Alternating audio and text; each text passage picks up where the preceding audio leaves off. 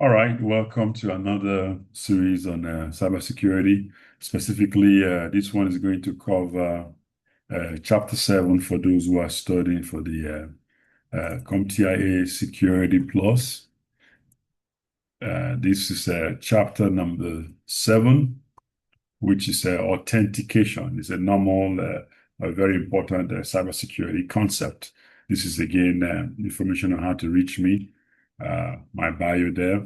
If you have not taken any of my courses, it just tells a little about myself, right? Industry certification, copyright page for you. So in chapter 7, what I want to really talk about is how to describe authentication principles and methods, and then the appropriate network authentication protocols.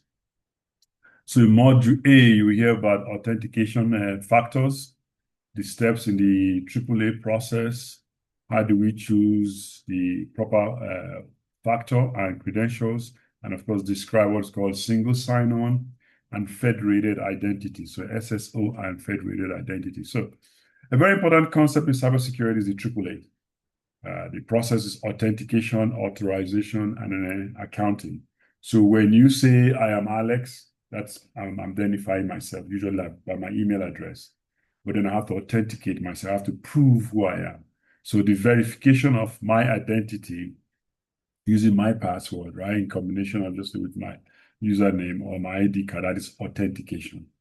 Then the next one is authorization, which is I've allowed you to my network, but basically, what resources can you access while you're on my network? What can you do on my network? What are you authorized to do? And accounting means tracking the actions that you are doing on my network. So if I've authorized you on my network, I want to track what you did on there. So that's the AAA of cybersecurity. So the different factors that are attribute, the number one you hear about is knowledge, right? Something you know, which would be like your password, your PIN, answer the question, something you have like a physical ID badge, and then of course what's called an inherence, physical or behavioral characteristics, which is biometrics, voice, signature, based on the physical appearance. That's what's called the inherence. So you hear what type 1, or you hear what something you know, something you have, and then something that you are, as the three main type of authentication. But then you have other ones. In this case, you have something that you do, like your keystroke, something that you exhibit, maybe personality trait or maybe neurological characteristics, what we call mutable. This is supposed to be more mutable than biometrics. And then, of course, something that you know, like a relationship or chain of custody. But the first three are the main ones that you're going to hear. So when you hear somebody say multi-factor authentication or two-factor authentication, it's a combination of any of those factors, right?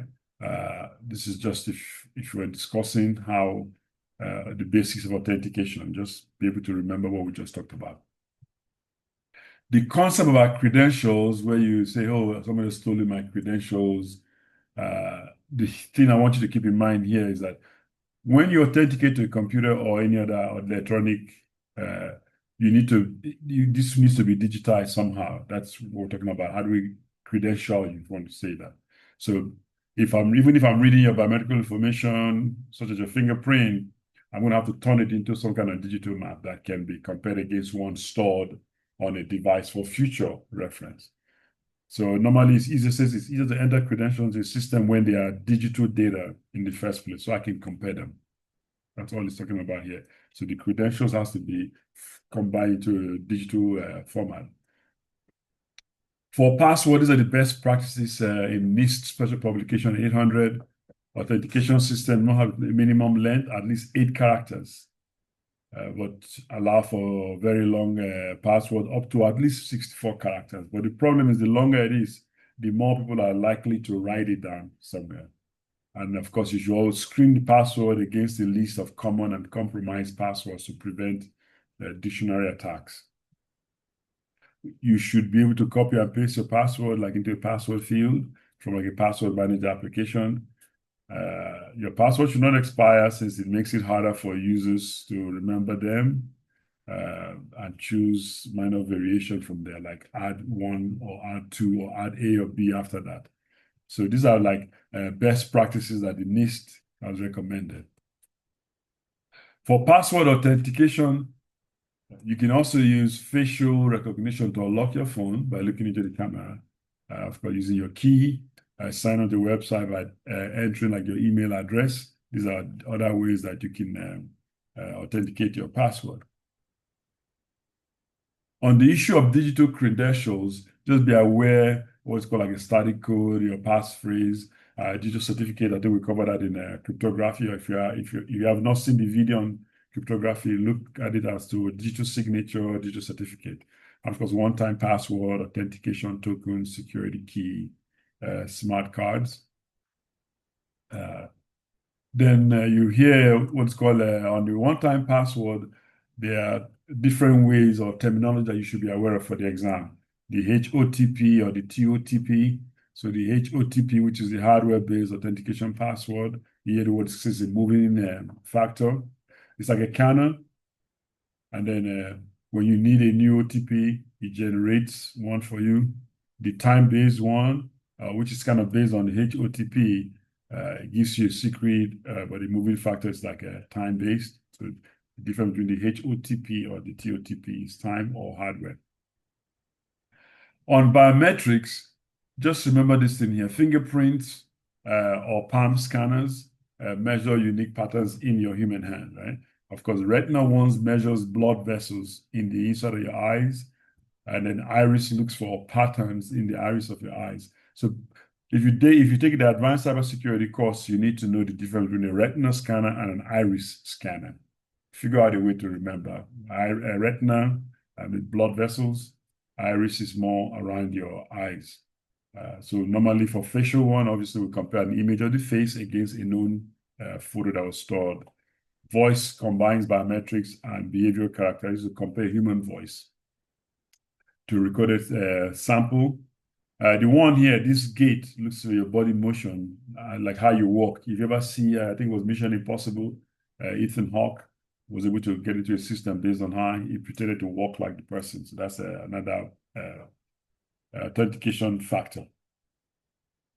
When we're looking at biometrics, you need to be aware of limitations in biometrics. So you have what's called type 1, type 2, like false rejection is a type 1.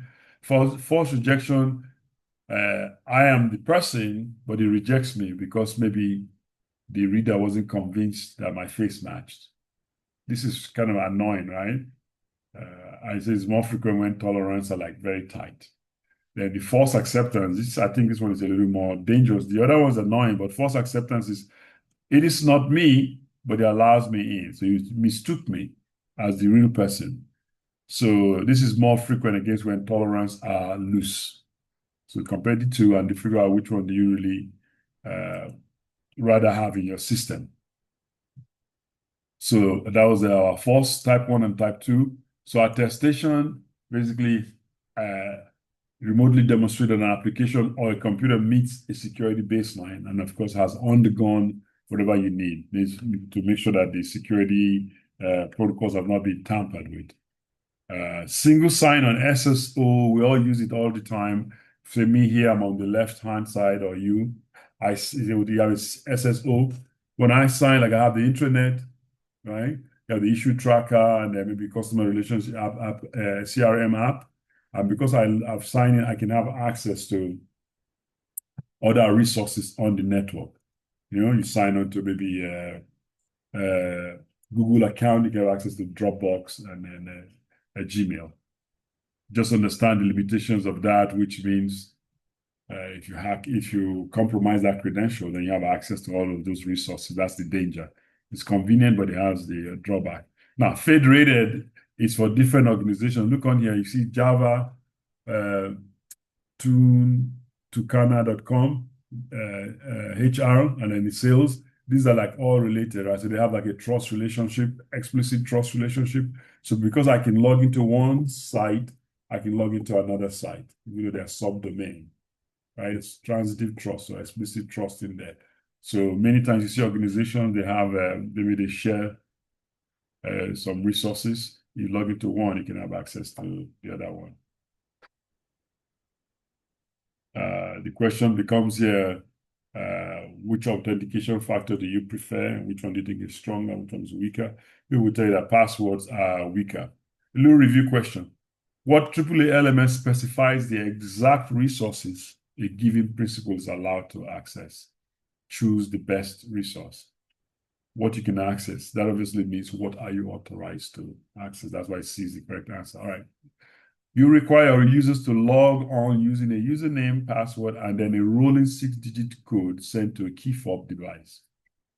They are then allowed computer network and email access. What type of authentication have you implemented? Select all that apply. So now this is a little tricky. Select all that apply. So because I've entered username and my password, and I now enter a code, that means obviously I'm doing more than one factor, right? But then once I log onto the system, I can now access network and an email access. So you see where it now has both the multi-factor authentication and then the single sign-on. That's why C and E is the right answer. What kind of credential is used by a hard authentication token? Choose the best answer. Hard, right? Yeah. Remember HOTP gives it to you, right? So that would be the C, one-time password.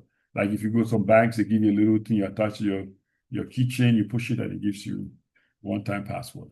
All right, which of the following are not part of NIST 2021 password guideline? Choose all that apply. New password should be checked against a list of common or weak password, which is good to prevent dictionary attack, right? Password length is more important than password complexity. Maybe, password should be changed at least every 90 days. Users should be able to make passwords visible when they are being typed. Users should be discouraged from using password managers. That's definitely not true, right? So you see that almost all of these are part of the NIST guideline, except changing it every 90 days. They don't want you to try and change it, even though many organizations implement that policy. And of course, you're encouraged to use password manager instead of discouraged to use password manager. All right, you've been instructed to implement two-factor authentication for a secure system. What of the following would qualify? Maybe it means to say which of the following would qualify. Forget the English issue. Select all that apply. Two-factor, password and OTP, smart card and OTP. Those are something that you're holding together. Smart card and fingerprint scan. I did something I'm holding. Iris scan and fingerprint scan. That's biometrics. Password and iris scan. Think about it, right? So I got A, because password is something you know, OTP is something that, so something that you know and something that you have is OTP, right? The C, smart card, something that you have, and then fingerprint scan is biometrics, something that you are. And then E, password and iris scan, so something that you know, and then something that you are. So type 1 and type 3, if you want to remember those, but you don't really have to remember those types. All right, so for module 2, how do we choose the appropriate network authentication protocols? And we're going to now talk a little more about SSO and Federated Identity Standard, just so you can be aware of them, right? In the Security Plus exam, just know them. In the CISSP or the CISM exam, you might need to know them in a little more detail. I will release a video on the CISSP, I think, and on the CISM, but just send me a message if you want some materials or free slides. All right, network authentication systems. So port security basically is designed to control who connects to your local network. So usually means the port on your switch. Authentication system and communication protocols for remote access to the network and the protocols that allow nodes to communicate securely across networks. So these are things that you should be aware of as network authentication systems. But let's see, point-to-point or PPP, triple P. So in those days, we had the dial-up like the modems. I used to use it to connect, right? So now you normally use it to carry data from virtual circuits of a VPN, right? And also you see DSL modems and maybe other gateway devices. So just by looking at this slide, you figure, oh, this might be outdated or not normally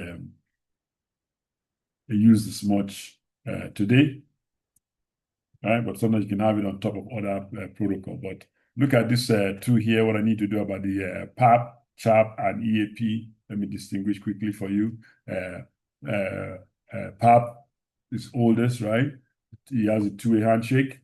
You put in the username and password, and the server accepts or rejects it. It gives only one-way authentication, and the exchange happens in plain text. So for this reason, it should only be used as a last resort.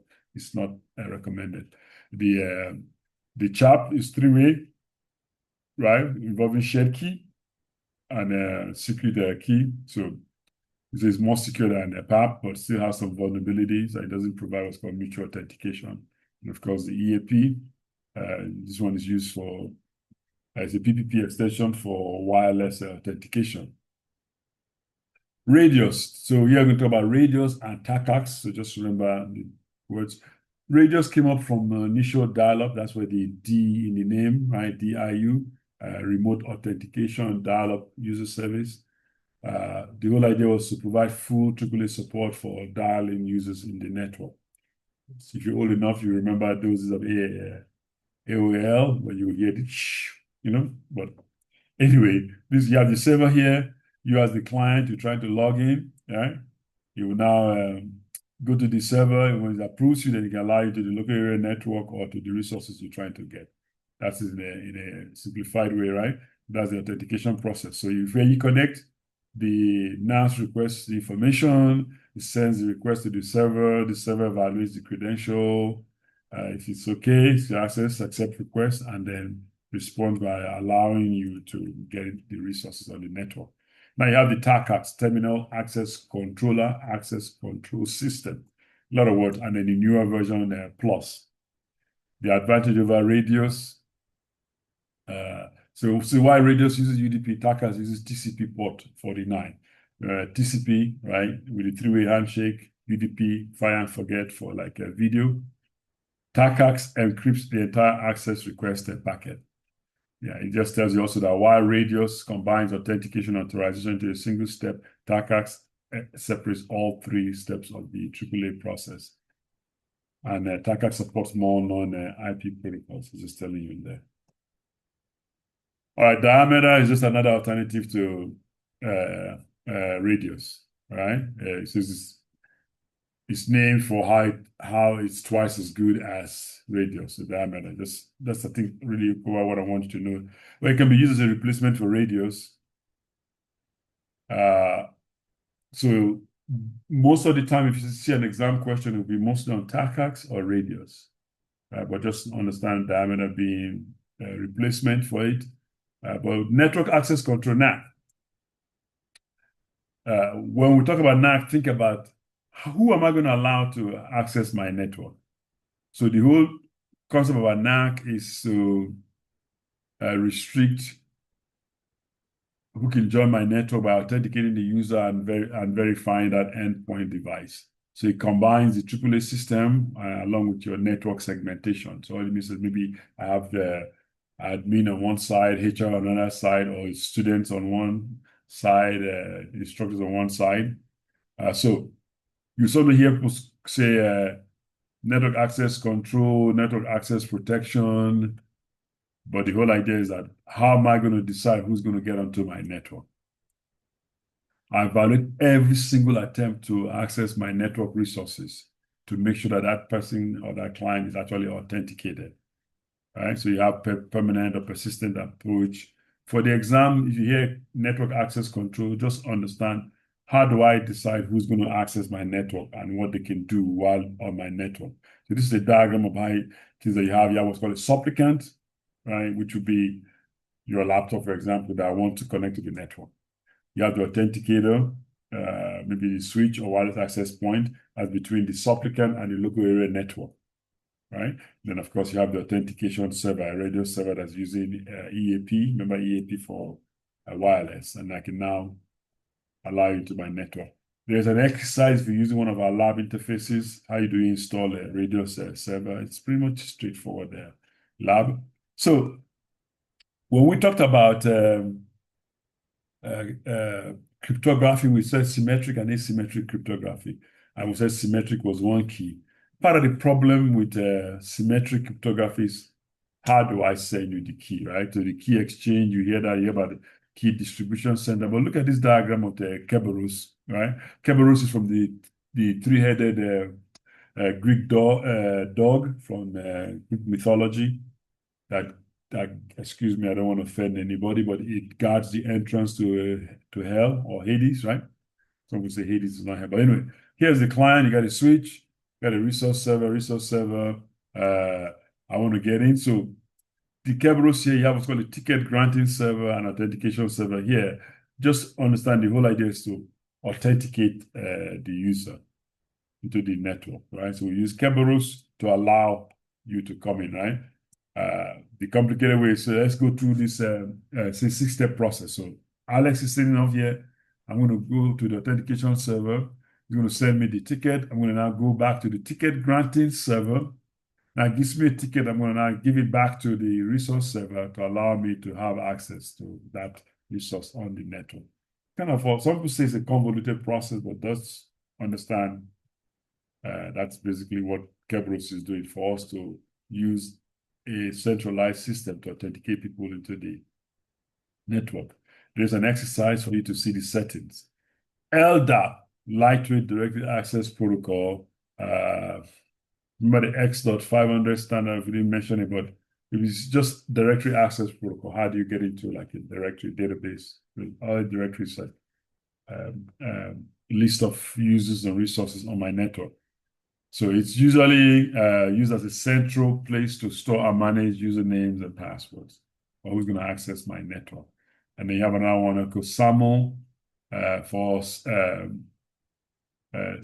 if you've never heard of it before. He has what's called like a principal, an IDP, SP. So a client seeking to be authenticated like me, I'll be the principal, right? So I'm going to have an identity provider, right? Like an authentication server that holds the directory of all the users and their permissions. So the service provider is a server containing resources, a web application that I want to get into.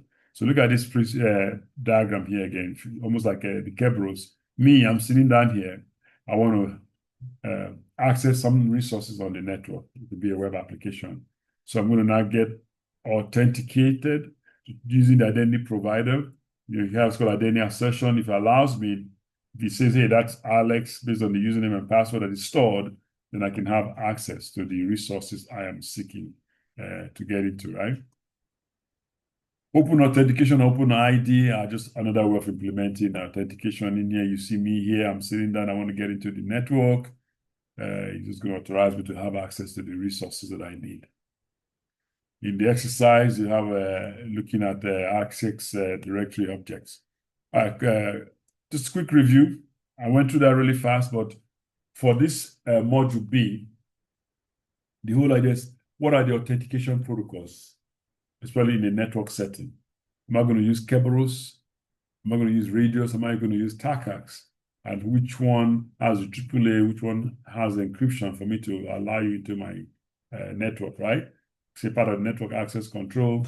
All right, review question. Which version of EAP requires client and server certificate? We didn't go through this in depth, but look at it in the materials if you want. But the EAP TLS, one way to think about this, if you remember SSL, secure socket layer, I don't know if we'll talk about that, but TLS is the newer version of that, right? So TLS has replaced SSL, so that might help you in answering this question. So you know we're talking about EAP, so let's eliminate PEEP. So it's either A or B, and then it's okay, TLS. Your wireless network is configured on 802.1x mode. What kind of server does it most likely use as a back end? Choose the best response. So 802.1x, think radius, right? That might be the best way for you to remember that. All right. You have been asked to help consult for security on an application that is designed to interoperate with Google and Salesforce single sign-on system. What protocol should you study first? Choose the best response. Now, when you see this one, Salesforce and Google, you know you're thinking more about, is it federated or not, right? So remember we talked about SAML, So if you're watching this slide, I'm assuming that hopefully you read the materials and this could be a review. But all right. Unlike LDAP, LDAP-S, boom, select all that applies.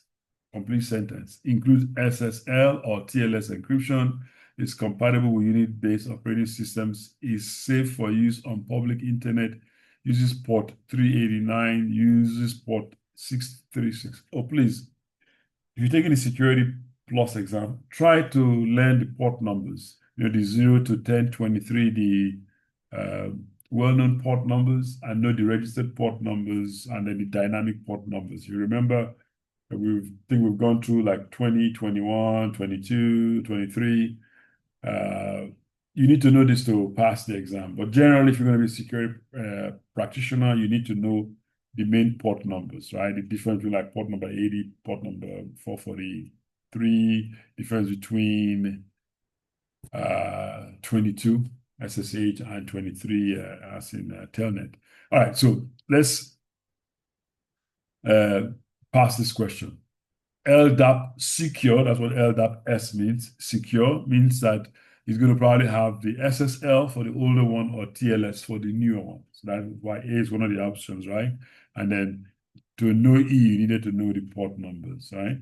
So that's why I said know the port numbers. All right, your company is developing a custom web app for the sales team. You should be able to access the list of Salesforce contacts. But for security reasons, the app shouldn't be able to access the actual Salesforce account. What standard will allow this? Choose the best response. This is really talking about how we use security. So open authentication is really the answer, but how do you now secure or segment it so that the person can have it says access to the list of the Salesforce contacts, right? But don't have access to the actual Salesforce account. So you're segmenting them and separating them from each other. All right, so hopefully by now you understand the AAA process or authentication, authorization, and accounting. The factors, right? Something that you know, something that you have, and something that you are, the three main ones. And of course, SSO and Federated, how they work. Assign it to one system, I can have access to other applications on that same account, or be able to go from one system in another domain to another domain. I know the different authentication protocols. PPP, we don't really recommend that anymore. And what does Kerberos do as opposed to Radius? And that's basically a summary of that. This authentication itself can also be a separate course.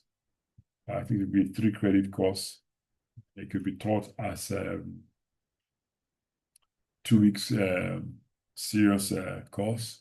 On the CISSP module, you also see that it's a little longer than that. So that's a brief summary. Feel free to send me any questions. I'm going to get to chapter 8 now, which deals with, I think, access control. So I hope you can remember some of this concept, but you can go through the video and pause them and look at the slides. Thank you.